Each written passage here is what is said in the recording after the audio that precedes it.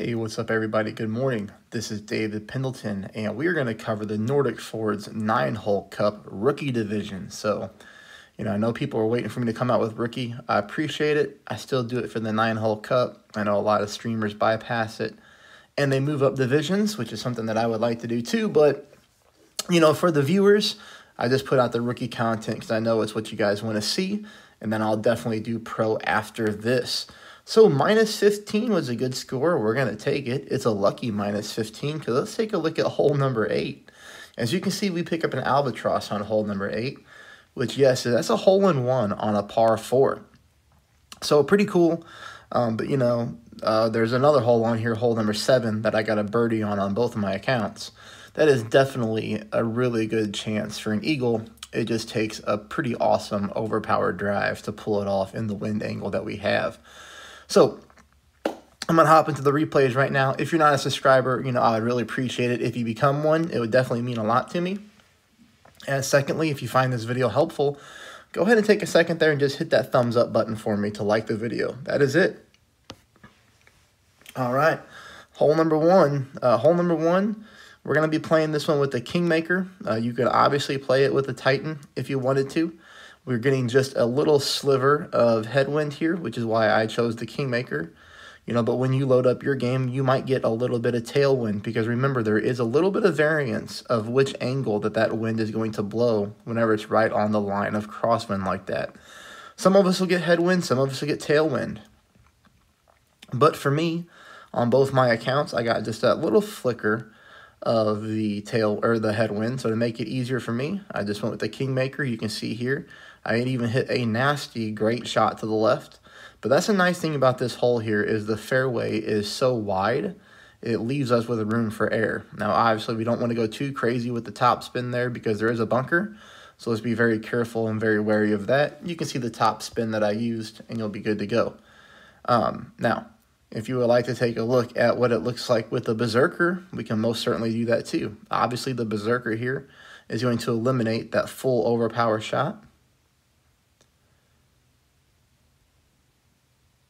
I know some people don't, like to use Berserkers in 9-hole cups, but I don't treat a 9-hole cup any differently than I do a regular tournament. If I'm in it, I'm playing to win. I'm not going to, I'm going to give myself the best chance that I can to win and, using all free-to-play balls. This is a golden shot week. If you're low on Berserkers, Tommy, as usual, has his golden shot guide available on his channel. And more times than not, it's definitely money. It gives you the ability to load up on Berserkers if you're, willing to spend a couple bucks, 99 cents on the golden shot. You can get yourself quite a bit. But that's hole number 1. These shots right here, these are just max top spin shots. This is direct tailwind. I don't really need to go over anything on that. That's pretty easy. This one we're playing 15% at mid. The par 3s on Nordic Fjords Rookie Division are always, in my opinion, very difficult to pick up hole-in-ones on because you could try to rough bump every single hole if you wanted to. Like, we could play this one right here next to that rock on that big patch of rough. And sometimes that's a good shot, sometimes it's not, but for this sake of this video, I'm just playing all of these pretty much straight up, and they are going to be difficult to ace, although we are close. So we can walk you through this here. All right, let's take time on this one. 15% at mid. Let's check out the spin. 1 top, 1 left. And here you just have to move your target around until you find something of what is a consistent ball guideline, which is typically when I settle on it, So as you can see, the ball guideline is very healthy through the pin as well. That's not intentional. It's just trying to find a good ball guideline is tough. This is played 15% at mid, which is basically 1-to-1 plus 0.1. So if your wind is 4.5, you would play at 4.6. But ultimately, I'm pretty happy here with how this ball comes in. So we're going to notice that even though the ball guideline was way through the pin, right? That's why I pointed that out. We do have absolute perfect speed with 1 top and 1 left. The only thing that we would need to do, really, to fix this shot is we want to just kind of maybe offset this ball guideline just to the left of the pin, barely. And that's going to help us come in more dead center. because as you can see here, we just come on the outside right edge of the cup. So that does give us a good chance for hole in one. It's not easy, okay, but it's there. That's going to bring us on here to hole number 3. Hole number 3, okay, you're going to play this 2 different ways. Now, this is going to really depend on what kind of clubs that you have, all right? So, you'll need to visualize if you're sitting here playing with like an extra mile 5, or something like that. What I would like you to do then is, if you're playing that, is try to take your quarterback and bounce it over here, all right? So using, obviously some right curl on your drive. Probably like 3/4 of a ball or half of a ball. Just be careful to not go too much right curl. And then, of course, on shot number 2, you're going to be playing it just like us. We're going to be playing it up here. Now, if you have low-level clubs, right, you're going to need to bring a big dog to this hole as well. For the sake of not having multiple days to really qualify, I'm playing both accounts the same way. This would normally be a hole that I would show people 2 different options on. But it's one of those things that if I messed up, and I didn't birdie the hole, then I've got a jam-packed day at work tomorrow, so I don't really know, what playing tomorrow would look like. But this is a pretty straightforward hole. I think most of you will be able to play it this way. But if not, you can even use your extra mile and do that same shot that I told you. I do think half a ball of right curl is going to be plenty because the wind is blowing from left to right. So I try to help everybody out with that little visual scene there. So that's that shot. And it's going to take us into a 20% shot at max. Here we're using 2 bars of left side spin combined with 2 bars of backspin. You'll notice here that just a little bit of my orange ring is dipping into the sand. I got the ball guideline going through the pin again.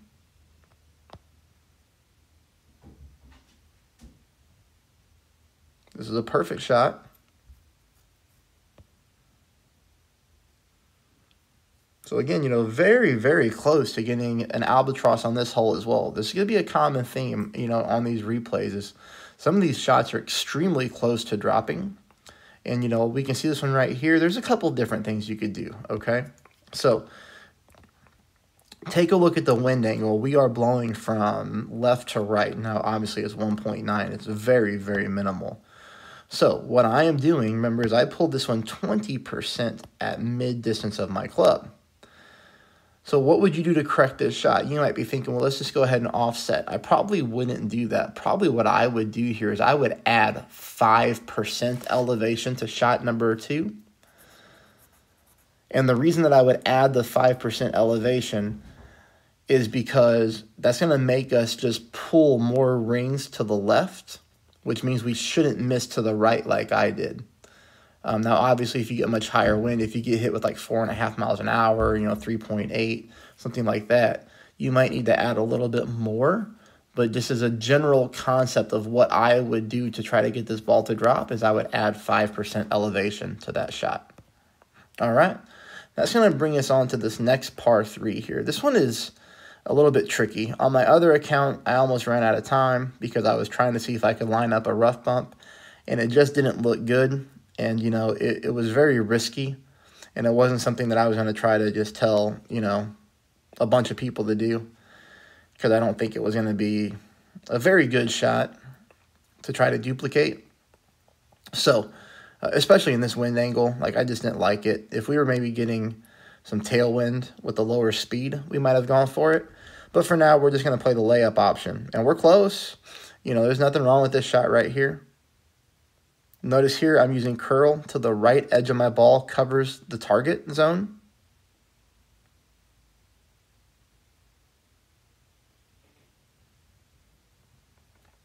So we need to take a little bit less backspin off, right? A little bit less backspin off and let this ball come in faster to the hole. So here you can see we used 3 right. We're going to keep that. We used about 2.5 bars of backspin. My second bounce there is just right at the top of the fringe line. And see what I mean right there? The right edge of my ball covers the right target. So a little bit of backspin off and a little bit more right curl. So more of the right ball, right edge of the ball coming out of the target zone. Tough one to make for sure. Not many people are going to be picking up hole-in-ones on that one. Heck, my opponent used a Win 5 power 2 ball and missed the rough bump. So, I mean, he hit the rough, but he didn't make it in the hole. So that kind of gives you a little bit of detail on that particular shot. I think it's tough, though. This one's pretty easy. This is a straightforward drive. Again, we're using a little bit of left curl. We normally always use a little bit of left curl on this hole. That's just to bring the ball here further up into the left-hand side. And we leave ourselves with good room here on the fairway from the rough line. The thing is you don't want to push this drive too hard, because if you end up in the top half of that rough there, you can't reach the green in two, which means you're going to have to be taking, you know, a shot with your thorn, or more than likely probably your end bringer or whatever wedge you use to save the hole.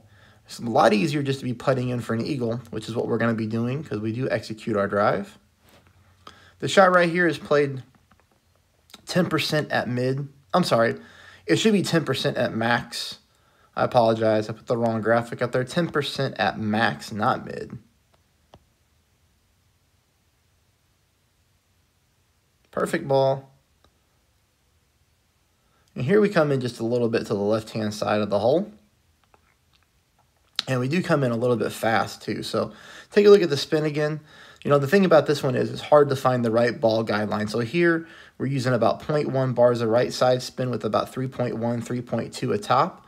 Ball guideline through the hole. Definitely did that on purpose, considering that we're going to be getting headwind here. Again, we make our pull here 10% at max. Perfect ball. And really what we need to do here is we need to change this and start with half a bar a side spin to the right, okay? 1/2 a bar a side spin to the right. And I think we're going to be a little bit better off. Now, we still have to probably dial that one in unless we get lucky and drop the alba. But we're close. We're close on that one. Okay. Now with this shot right here, this shot is not the best shot for me, because on both of my accounts, I stuck it right here. On both of my accounts, because I hit bad, great right shots, I put the ball in here. What we want to do is, and the fortunate part is you can see I went first. Like, see, I went first and my opponent is second. So this is my opponent's shot. But the nice part was we were using the exact same approach. We were using a berserker and an extra mile 8. Clearly what we want to do is just push the ball up here, right? So this is what I was saying. This hole gives us a really good chance for an eagle because we can get to the green. You know, obviously a great right shot is going to put you in the sand or the rough, and a great left shot is going to have you clip that middle of the rough there in the middle of the fairway. But you're going to see here how I want you to play it. It's a full OP shot. You're better off to hit great left than great right, like for sure. As you see, our opponent hits a nasty great left here. But, you know, if you hit a perfect ball, then you miss that rough.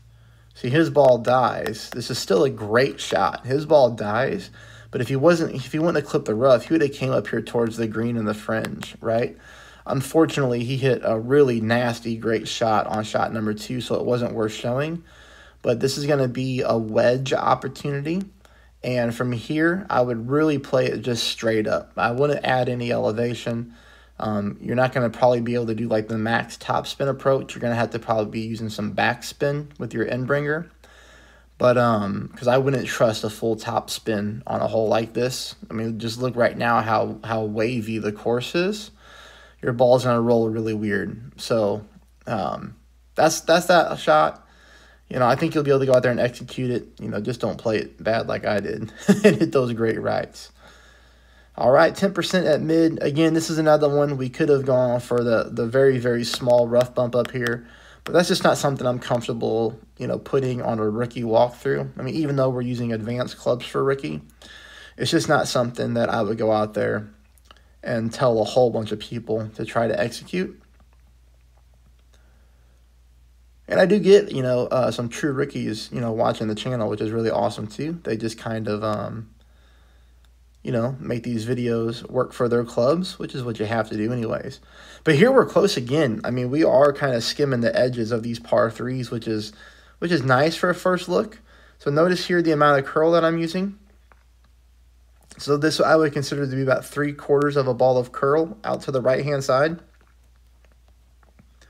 That's going to be mixed with 1 bar of backspin and 3 bars of side spin to the right. Now, you saw we came in a little bit hot. We could probably add a little bit more backspin to this if you wanted to. But ultimately, here, what we need to do is not hit a great ball. But this comes in pretty close. You know, it's not that hot at all now that I look at it again. Like, obviously, if that would have been a pin, that would have dropped. It would not have kicked out or anything like that. And here is hole number 8. Hole number 8, this is really cool. You know, obviously wasn't expecting this to happen. Now, here's the 2 things that can happen with hole number 8. So you're going to see here, I'm getting more of direct crosswind. You see what I mean about the needle? Because look at it right now. Now I'm getting headwind, right? Then crosswind, but it starts off with a little bit of tailwind. So this one is going to be a little weird, and I'm going to show you 2 shots at it. But this is my first attempt, and you're going to be noticing that I'm not using topspin here, right? Yeah, I'm using about 0.1 bars of backspin combined with 3 bars of side spin to the right. And here I'm just pushing my club up because I know I'm going to have to go into overpower, and I really just want to get this thing center of the fairway, right?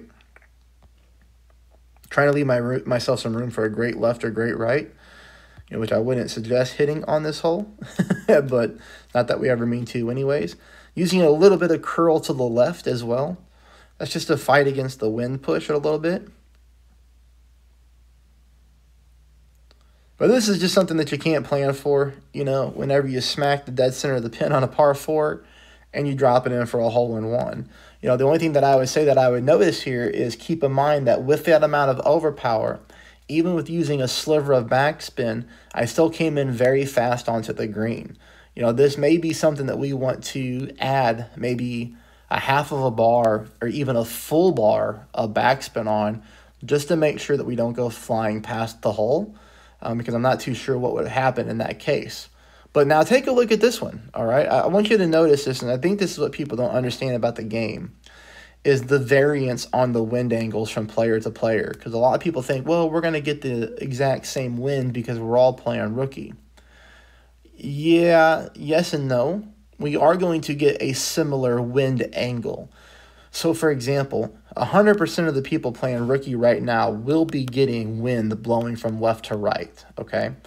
Nobody's going to be getting wind blowing from right to left. So nobody's going to get the opposite of what we're seeing here. Nobody's going to get direct tailwind. Nobody's going to get direct headwind. We all will be getting the left to right wind angle. It's just going to determine whether or not you're going to get lucky and you're going to get tailwind like me here on this one, or if you're going to start off like, or if you're going to get this wind angle. See, this is, you see how this one starts me off? This one starts me off with headwind, all right? So that's the variance in the game that I wanted to point out because sometimes that happens. So here, P5 ball. You know, I wanted to go at this one again with the Kingmaker just because I didn't want to waste the Berserker considering I knew that I could make it with a Kingmaker because this is the second account that I played this one on. But, you know, I do like to show people different strategies. Some people like to be safe and pull out, you know, a power 5 ball. Some people use money ball. So if you got yourself a power 5 ball, you can see here I barely had to use any overpower. I did, you know, about the same amount of left curl, or at least I tried to. And, you know, we just wanted to sit on the fringe, which leaves that for a very easy chip-in eagle. Then that takes us on to our last hole. Hole number 9 is tough, right? It's a hard drive to execute. You could absolutely use yourself a Kingmaker if you wanted to. You know, I had a very good round going. And I knew that I wasn't going to albatross this hole. This is a very difficult albatross. I would recommend bringing your big dog to this hole. What you're seeing here, I'm using overpower to the bottom of my ball touches the bottom of the target zone. And we get that up the fairway. This is why I say bring a big dog for shot number 2, because you're going to see here I'm at max distance of my club already. I'm using a little bit of topspin. So 2 bars of right side spin, you know, like 1.8 bars of top spin, and I probably could even use more top spin here. But it's just hard to estimate how your big dog's going to play. Here, I'm not even really using any overpower. I'm using about half a ball of curl to the right. And as you can see, that's why I said I could have used even a little bit more top spin and got this ball to roll even further up the green. But regardless, we're putting in for an eagle, and that brings us to a -15 round. Again, you know, I hope you found the video helpful. If you did, please become a subscriber. Please hit that thumbs up button, and I will be playing the finals early on the morning on Saturday, probably having videos posted at the same time you're seeing today. Best of luck, everybody.